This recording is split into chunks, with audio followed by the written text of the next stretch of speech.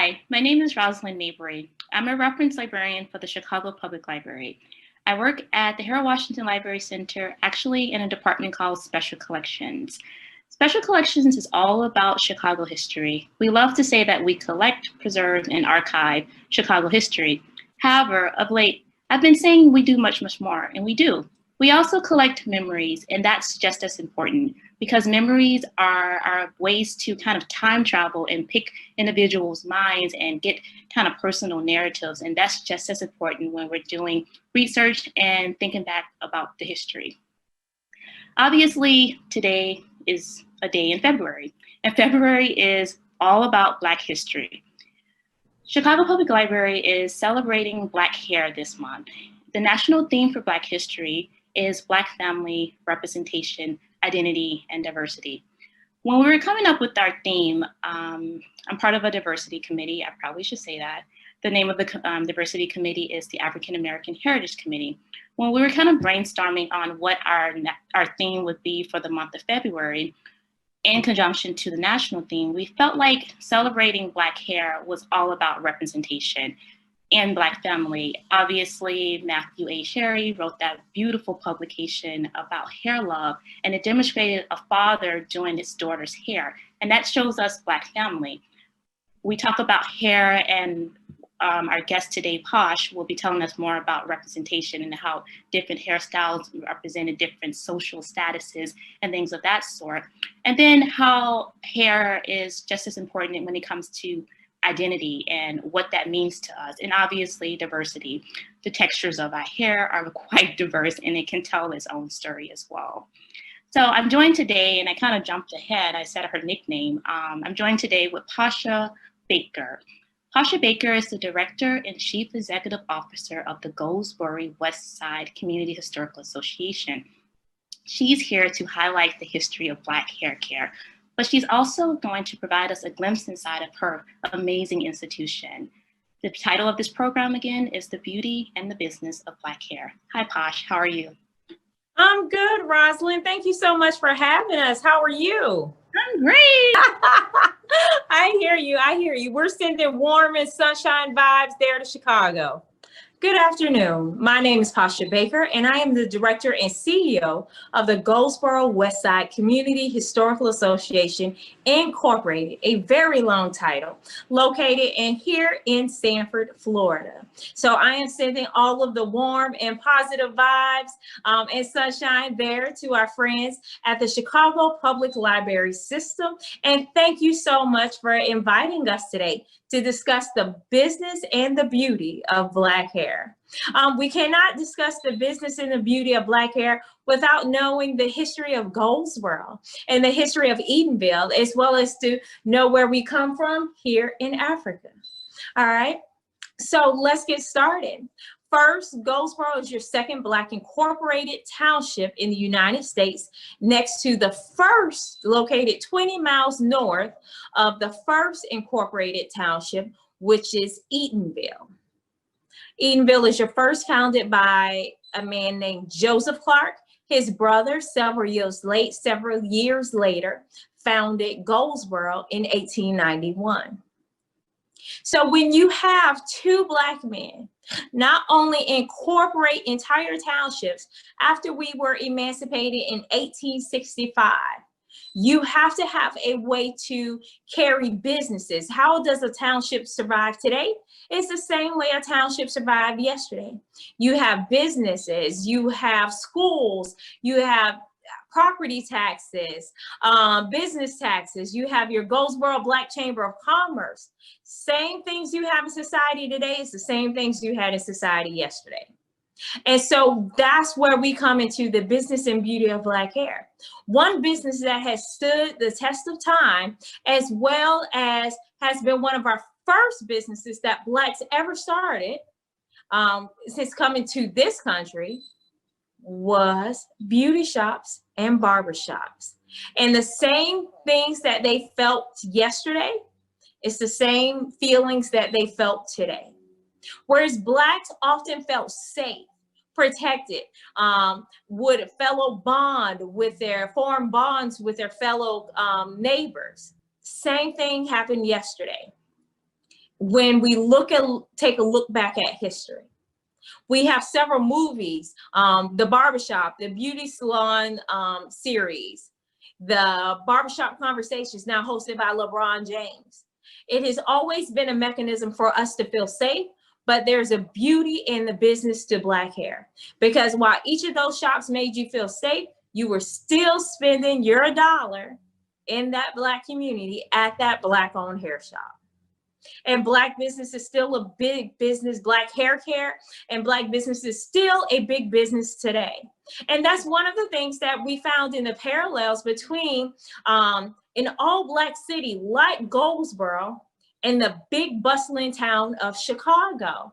As we were talking with the engineer of this session, as well as with Rosalind, the curator of this session, that their family was from the South. Was from Alabama.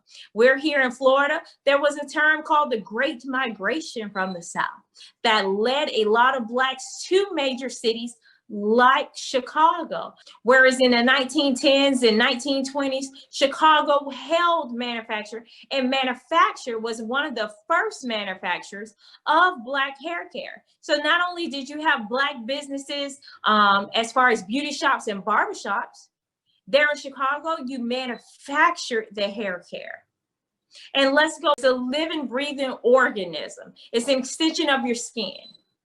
It's something that we told when we were in Africa. It was a sign of our marital status. It was a sign of our wealth. It was a sign of our tribe, where we came from, how our dialect. It was a sign of you know, our status or our caste system, our socioeconomic ranks. It was everything. It was a sign of your wealth. We all determined that by our hair.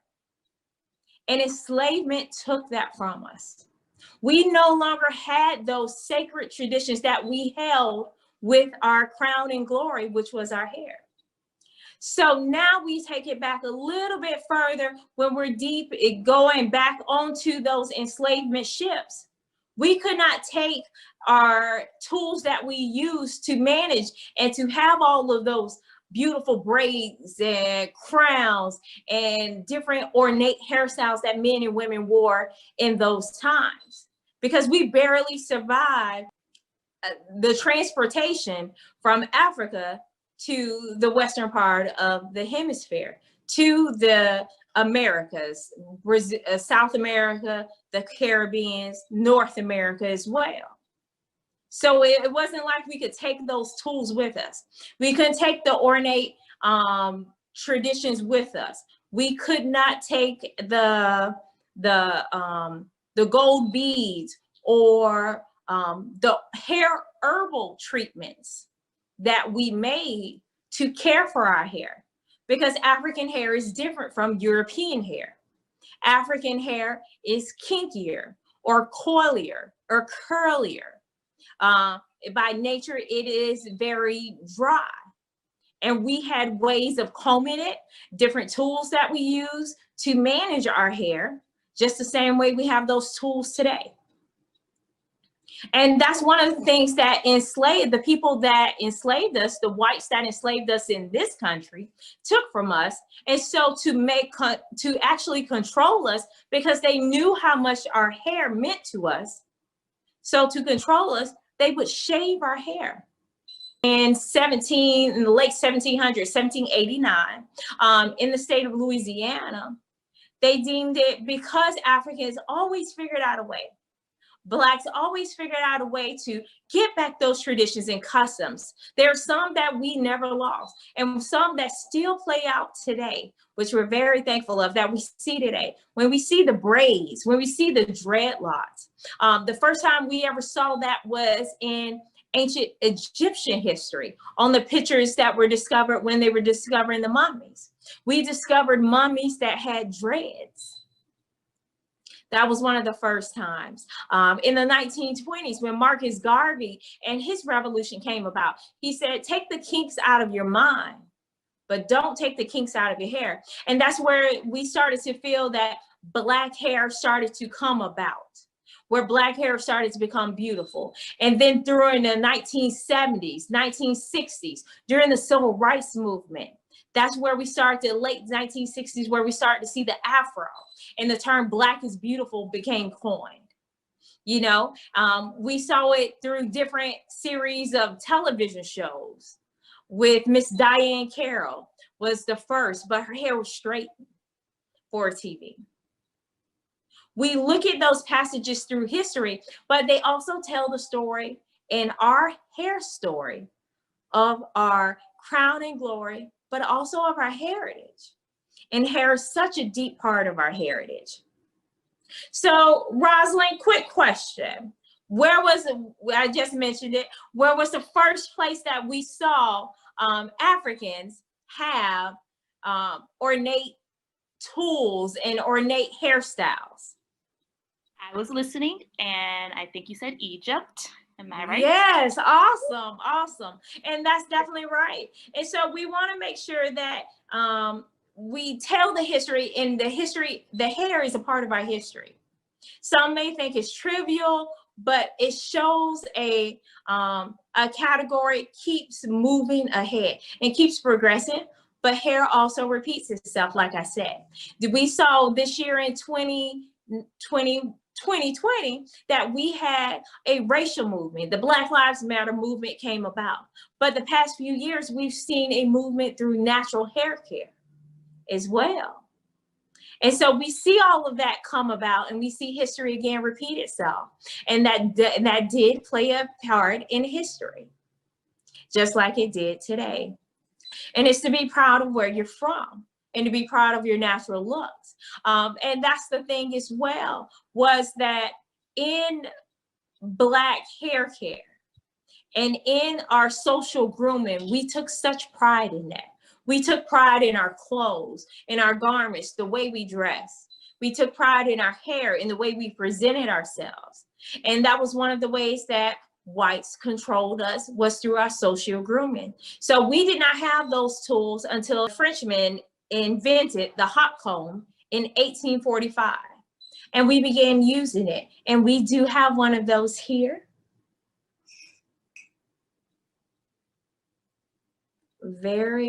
Yeah. Can I ask you, how heavy is that? Is it some weight to it? It's real iron. Oh yeah, it's real iron. Yeah, yeah.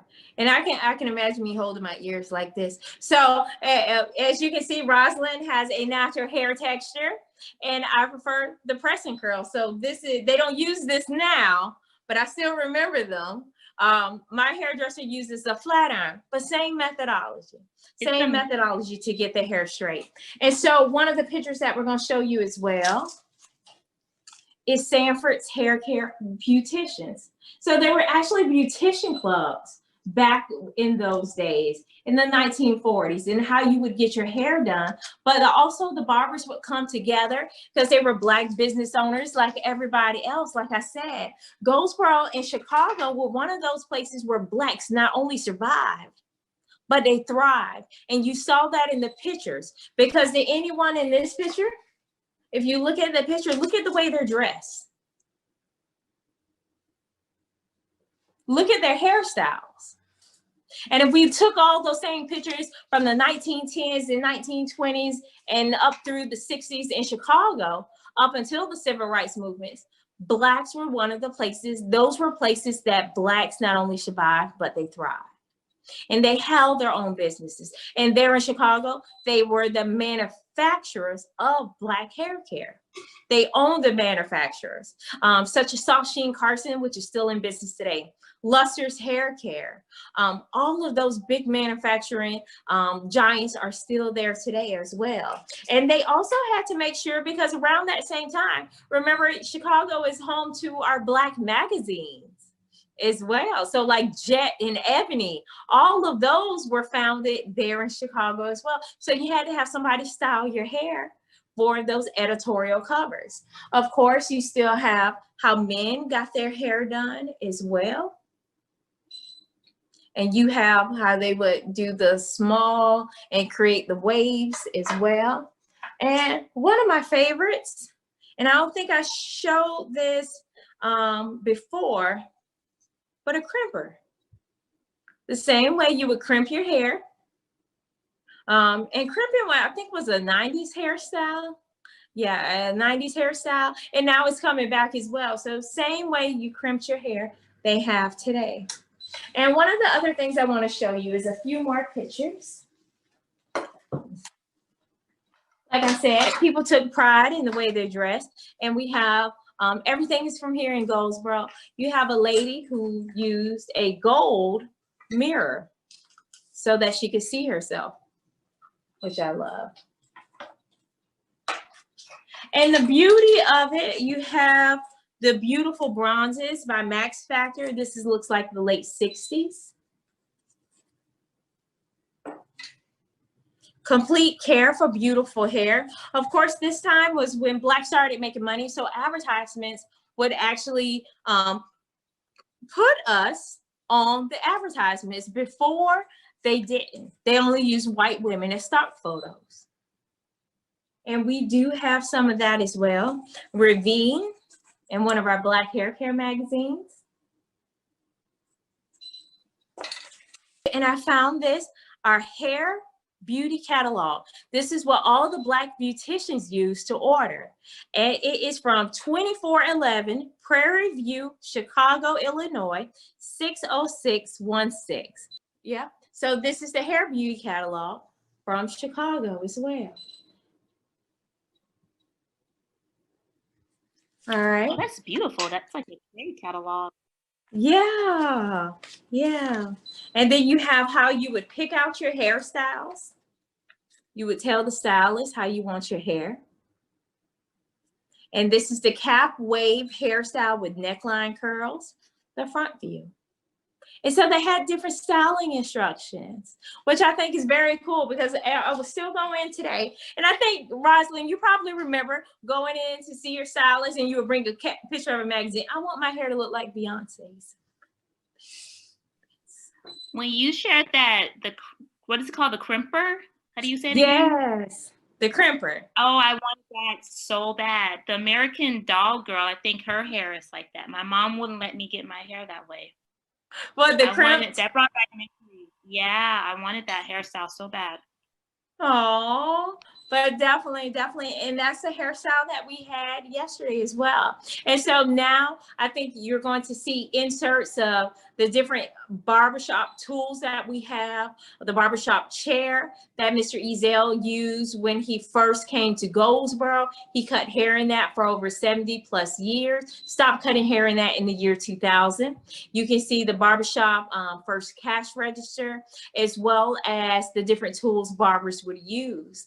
And that's something that men take as a rite of passage. And we see that coming through generational. And so also, we're going to take y'all outside here in Florida, in Goldsboro. We're going to take you outside. And so we're going to go down to the barbershop and see that rite of passage still remains today. We have the Black barbershop over here. All right. So we have here, and remember, Blacks, after enslavement, remember, you had two Black men found two all-Black cities. But what does a city need to sustain itself? It not only needs people, but businesses. Beauty and barbershops were one of your first Black established businesses ever. Beauty shops and barbershops. All right, so this is Mr. Ezell Green. He opened this chair, and this is his exact chair, in 1923. He cut hair in this chair to the year 2000, and this is his original cash register here. Still preserved, as well as the way men got their hair care done as well. All right. And that's also a rite of passage for many young Black men as well. Their father went to their barber, their sons will go to their barber, and it's passed down from generation to generation. Remember, here in the South, maybe not so much there in Chicago, but here in the South, we always had to be prepared for lynchings. Florida was your #1 state of lynchings. So Blacks were very fearful when they went outside. So a lot of things they had to do inside, and one of our safe havens was always beauty and barbershops. All right. So we have Black hair care, your talc, your parters, your Burmicide, Dukes. Let me know if y'all still have those in Chicago. Some Dukes, some people wear. All right, and we are almost here at the barbershop. Still a Black-owned establishment that is passed through 3 generations. All right, and here's the first generation. How are you? And we're Southern, so we talk to everybody. This is Mr. Buddy. This is the barbershop. And this is, say hello to the people in Chicago. Hi. All right, that's Mr. Buddy. And here's the first generation. This is the barbershop. How are y'all? All right, so we're actually in the barbershop, and I'm gonna turn you around and you'll see Miss Sarah up at the top. And the barbershop is still owned today by the family, and the nephew runs the barbershop, representing 3 generations still. All right, and that is Swan in the back. Excuse me. All right. Say hey, Swan. How are you? All right, and that is that. All right, and so now we have back to, from those barbershops, we are back to here in the Goldsboro Welcome Center. As you can see, one of the things that we have here is our contemporary museum. We do have several artists in residence. One of our artists in residence who painted the Africa, which is 3D, and I'm not too sure. I believe you can see it rising up off of the canvas, which is a 3D print by the artist Raven Lawson. He is one of our artists in residence, as well as he painted the Trayvon Martin, in which today is February 5th. It is also Trayvon Martin's birthday. So we've been doing a lot of calls on him today, and he calls it a Skittles. It is called a Skittles print. Yeah, fresh paints is his name of terminology. He also did, if we take a look over here, I'm gonna move the camera slightly, you see Malcolm X, and you see Emmett Till as well, and some of the other paintings in this building. All right, and across the street we have the Goldsboro Museum, which is the original location, and we have things such as, I wanted to bring this over from our Jim Crow period, of course, that still remains today, and it still was why we had Black barbershops and beauty shops. Color interest only, because that's the only place that Blacks could get their hair done, right? We couldn't go anywhere else. We had to do our hair ourselves. And still today, Blacks still prefer to go to other Blacks because we do have different hair textures from where we're from. All right. And so here at the Goldsboro Museums, we actually have 6 entities.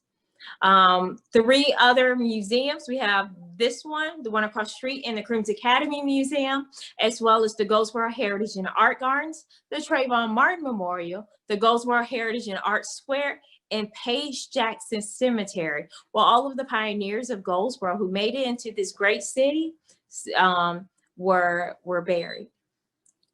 Thank you so much for that, Pasha. I really, really appreciate you sharing some of those amazing artifacts. It's very cool that you get to touch these old kind of historic styling tools. I think that's fascinating. Thank you for your time. I hope you have some time to answer a few questions. Of course, of course. Yeah, could you tell me a little bit about your background? Like, how did you get into this field of kind of collecting and archiving these historical items?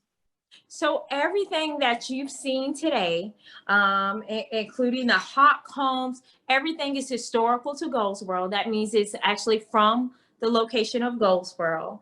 But also, it was a collection of my aunt, Frances Oliver. We're actually in the Frances Coleman Oliver Cultural Arts and Goldsboro Welcome Center as well.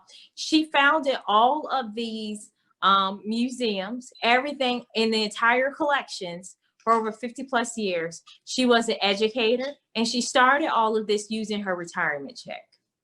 And to this day, we are still not city or state funded. I'm sorry, city or county funded. And so do you consider yourself her an retirement archivist? check anymore? I make sure. Oh. What did you say, do you consider yourself to be an archivist? Yes, I think we both are. We're both keepers of the legacy, as I like to say. So much of our history, remember, this is why hair is so important, because we'll never get back the tools and the herbal ointments and the hair care that we used here in Africa. That's what lost forever. Some of the tribes, some of the styles, all of that has been lost. So the little bit that we do have to take care of it carefully. When this presentation is all up, everything is sealed back into its respective rooms. There's humidifiers. There are temperature controls. There are cleanings once a month to make sure that there's no mold or residue. So we can pass this down, because this is a couple of generations. This goes back to the 1800s. So we want to pass it down to the people after. Go ahead. Yeah, how do you explain what you do and why you do to the general public? Like we use the term outreach when we kind of go out and talk about collections and programs. So how do you explain what you do and why you do it to, I guess we'll call it the general public, or anyone that may or may be interested in your institution? Yeah, what I do is I'm a historian, but more than that, I'm the person responsible for keeping these places running. So I'm responsible for passing it down just like it was passed down to me, making sure that it's passed down to the next generation even better. Passed down with funding to make sure we can do those type of things. So I'm responsible for all of the funding for all of those 6 entities and the staffing of all those 6 entities. This month alone, we'll do over 30 plus of these programs. This is our 4th one today. So we want to make sure that we not only tell the history, we preserve the history, but we tell the history accurately. Because this history is not found anywhere else. It's not found in the other museums located in the county. It's not found in the other museums located in Central Florida. It's only here in Goldsboro you will get Goldsboro history. The reason why we do it, so history won't repeat itself. All throughout this time in 2020 and partly last month in 2021, you saw history repeat itself. That's what we want to prevent. That's why history has to be told accurately. No, the charter wasn't stolen from, the charter wasn't taken from Goldsboro, or the charter wasn't, I think the term the city uses is something else, but it was stolen. So it has to be told accurately. The reason why we don't have the tools, because this was used and our hair was used to control us during enslavement. And then coming out of it, remember, we had the laws of Jim Crow as well. And so that's why we have to remember those history, because that history, we want to keep progressing and moving forward, not backwards. So as you were doing your introduction, you mentioned Eden, Florida. And for me, I instantly think about Their Eyes Were Watching God and Zoro Neale Hurston. And as we're talking about preserving artifacts, you can't help but remember how she was sort of kind of being removed from literature, that literary. That's right. And who brought her back to the forefront? Do you remember that? Alice Walker. That's right. And the author of The Curl of Purple. She was the one that they were actually starting to burn. Zoro had died. Zoro had died. Isn't that the saddest story? Mm-hmm. Now, she wasn't as popular as she was today. Of course, I think most writers and authors, any time of that age, they become more popular in death than they are alive. So Zoro, she wasn't liked here in Goldsboro or Edenville. And could you imagine why she wasn't liked? I've heard stories. She was because she was a woman? Is that true? That No, because okay. she would actually, so Mr. Clark, both Clarks that founded Goldsboro and Edenville, they each were businessmen, of course. They had their own stores. And so Zora would take her notepad and she would eavesdrop on the customers. And so people would be like, go away, Zora, because they knew her stories were about them. And they knew she was writing down them in their stories. So now we realize she's doing oral. But now we realize she's doing that oral capturing. Exactly, and that's very, very important. She's collecting the history. Yeah, I just have a few more questions for you. I get this asked a lot working in archives. Do you have a favorite piece in your collection? My favorite piece is actually across the street. And Shay, you can go grab it really fast. And it's going to be the little pickaninnies. And do you all know what pickaninnies are? Do you all say the term there in Chicago? It's more of a deep South term, but because so many people migrated, you may have heard it from your grandmother or grandfather. And if you ever seen that episode on Different World, I think Kim. Pickaninnies, yes, you got it. You got it, but no one's ever said that to you. Or you never heard it in person. Pickaninny. I don't think so, but I'm familiar with it. Yeah, I think, yeah, especially from the sitcom A Different World. Of course, it was exposed to it in the 90s, but I can't recall if I've ever experienced that from someone. So my favorite piece in the entire, one of my favorite pieces is, of course, Little Pickaninnies. And it's because whites depicted blacks as nice people, but not having the intellect to care for themselves. So they often depicted black people as unkept. So with our hair not brushed or not combed, with our faces dirty or appearing ashy, or appearing, our clothes appearing dirty and falling off. And so this is the picture here. And let me bring it in focus. It's Little Pickaninnies. And so here you'll see them not writing the alphabets on a straight line. Their socks dirty, falling below the ankle, clothes dirty, noses running, hair uncombed or unkept. And that's the way whites depicted us. And now we have the Super Bowl coming up this weekend, is how I relate it to children when they come into the museum. Because whites depicted us like that. They say we always needed the gentle hand of whites because we weren't smart enough to do these things on our own. And that's the way they believe blacks to be. And so when you hear an older black, that's one of the reasons why they never say kid. And I'm sure if you all remember, you and our engineer on the phone and on the computer, you'll remember your folks, your grandmothers and great grandmas and big mamas, all of that, they never called you kid. They always called you children, because the word pickaninny was meant to degrade us. Later on, the term became kid. Whites would say, kid, come here, kid. And it was a term meant to degrade us. And instead of saying the word pickaninny, because it's a longer word, they would say the word kid. That's why older blacks, and to this day, my aunt has never called me a kid. And when she says, when children come to visit the museum, or children, she will come and say, come here, child, that term. And so now, because the word kid is so widely used, they do not, the word doesn't hurt as much, and people don't know its true meaning as well.